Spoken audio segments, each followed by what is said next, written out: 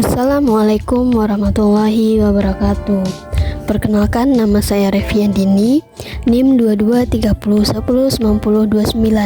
Saya dari jurusan Pendidikan Islam Anak Usia Dini. Baiklah, sekarang kita masuk membahas tentang memahami kurikulum merdeka di RA. Memahami kurma atau kurikulum merdeka di RA. Yang pertama, kondisi pendidikan Indonesia. Kedua, kebutuhan perkembangan zaman. Ketiga, profil pelajar Pancasila dan P2RA. Yang keempat, ruh pendidikan di madrasah. Kebijakan kurikulum merdeka. Apa saja yang harus kita persiapkan dalam implementasi kurikulum merdeka? Yang pertama, garis besar kebijakan. Yang kedua, pembelajaran dan asesmen. Ketiga, proyek penguatan P5 dan P2RA. Keempat, kurikulum operasional madrasah. Garis besar kebijakan kurikulum. Yang pertama, pengembangan soft skill dan karakter melalui proyek penguatan profil pelajar Pancasila. Yang kedua, fokus pada materi esensial, pembelajaran yang relevan dan mendalam untuk literasi numerasi. Yang ketiga, pembelajaran yang fleksibel, keleluasaan bagi sekolah dan guru untuk merancang pembelajaran. Adapun kebijakan kurikulum merdeka di RA. Pertama, RA merupakan peletakan fase fondasi kesiapan bersekolah. Yang kedua, kegiatan bermain sebagai proses belajar yang utama. Ketiga, menerapkan pembelajaran yang membangun 6 kemampuan fondasi anak plus pendidikan berbasis agama Islam. Yang keempat, menerapkan masa perkenalan bagi siswa baru selama 2 minggu pertama. Di sini saya ada aspek kemampuan fondasi dan contoh butir perilaku dari aspek fondasi. Yang pertama, mengenal nilai agama dan budi pekerti. Contoh butirnya, mengenal konsep Tuhan Yang Maha Esa dan mengetahui kegiatan ibadah sesuai dengan agama atau kepercayaan sendiri. Yang kedua, keterampilan sosial dan bahasa yang memadai untuk berinteraksi sehat dengan teman sebaya dan individu lainnya. Contoh butirnya, dapat meminta tolong dan dapat mengucap maaf dan terima kasih. Yang ketiga, kematangan emosi yang cukup untuk berkegiatan belajar.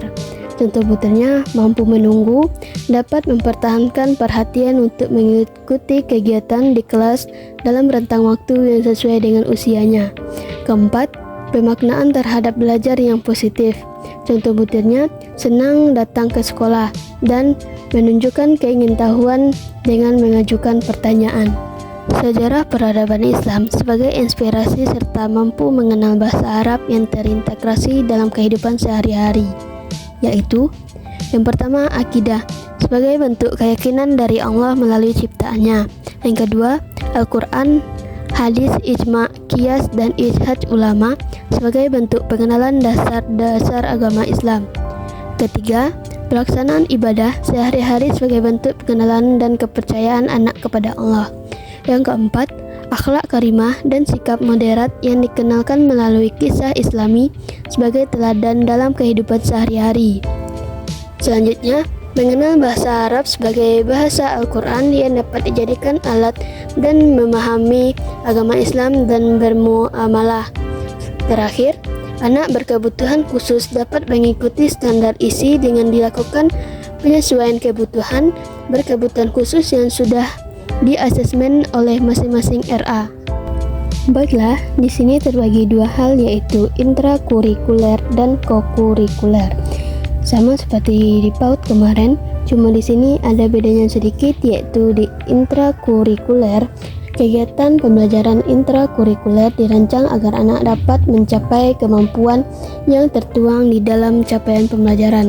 Perlu diingat, CP, RA sama dengan di PAUD kecuali pada ranah agama dan budi pekerti. Yang kedua, intisari kegiatan pembelajaran intrakurikuler adalah bermain bermakna yang memberikan pengalaman yang menyenangkan dan bermakna bagi anak. Kalau kokurikuler, proyek kegiatan profil pelajar Pancasila bertujuan untuk memperkuat upaya pencapaian profil pelajar Pancasila dan profil pelajar rahmatan lil alamin yang mengacu pada standar kompetensi lulusan.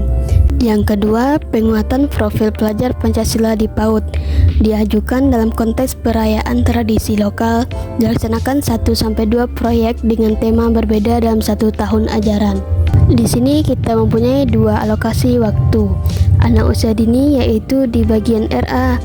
RA dan PAUD juga sama seperti alokasi waktu di PAUD dan RA. Usia 2-4 tahun paling sedikit 360 menit atau 6 jam per minggu. Yang kedua, alokasi waktu pembelajaran di PAUD dan RA usia 5-6 tahun paling sedikit 900 menit atau 15 jam per minggu. Kesimpulan pembelajaran di RA. Yang pertama, belajar bermain berbasis buku sebagai sarana utama. Yang kedua, Kalistung bukan satu-satunya dan bukan yang utama. Ketiga, pembelajaran yang membangun 6 kemampuan fondasi anak plus berbasis agama Islam. Keempat, pembelajaran dilaksanakan secara aktif dan interaktif untuk membangun rasa ingin tahu siswa. Selanjutnya ada profil pelajar rahmatan lil alamin, yaitu berkeadaban, keteladanan, kewarganegaraan dan kebangsaan, mengambil jalan tengah, berimbang, lurus dan tegas, kesetaraan. Memahami proyek penguatan P3 dan P2RH. Kegiatan proyek merupakan suatu petualangan investigasi anak dengan pendampingan guru tentang suatu hal yang menarik minatnya, dan anak-anak akan mengalami proses mencari tahu guna menguatkan profil pelajar Pancasila. Kurikulum operasional madrasah. Kurikulum operasional madrasah atau KOM memuat seluruh rencana proses belajar yang diselenggarakan di madrasah sebagai pedoman seluruh penyelenggaraan pembelajaran. Adapun komponen kurikulum operasional di satuan pendidikan. Komponen utama yang ditinjau setiap 4-5 tahun. Karakteristik satuan pendidikan, visi, misi, dan tujuan. Kedua komponen utama yang ditinjau setiap tahun. Perorganisasian pembelajaran, rencana pembelajaran, pendampingan, evakuasi, dan pengembangan profesional dan lampiran. Baiklah, hanya sekian dari saya. Terima kasih. Assalamualaikum warahmatullahi wabarakatuh.